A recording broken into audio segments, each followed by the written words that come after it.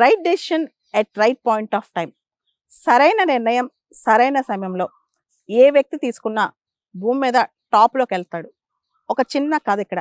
Jensen హ్యూయాంగ్, ఈయన పేరు మీరు వినే ఉంటారు. Nvidia founder.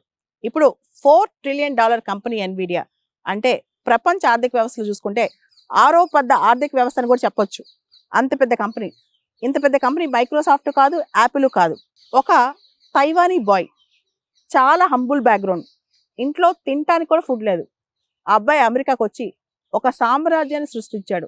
లాంగ్వేజ్ బారియర్, అక్కడ భాష రాదు ఫస్ట్లో, తర్వాత అక్కడ కల్చర్ రాదు, ఏది రాదు.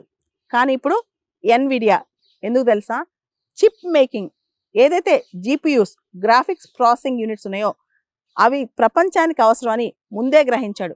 మొదట్లో ఫస్ట్ ఆయన లాంచ్ చేసిన చిప్ కూడా కంప్లీట్గా ఫెయిల్ అయింది, కానీ పట్టు వదలలేదు.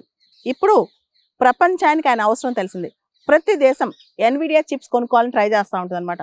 ఇప్పుడు ఒక సామ్రాజ్యం, దేశాలను మించిన సామ్రాజ్యాన్ని స్థాపించాడు జాన్సన్ హ్యూయాంగ్. అంతకు మించి ఏం కావాలి ఒక వ్యక్తి పైకి రావడానికి? Right decision at right point of time అని చెప్పొచ్చు.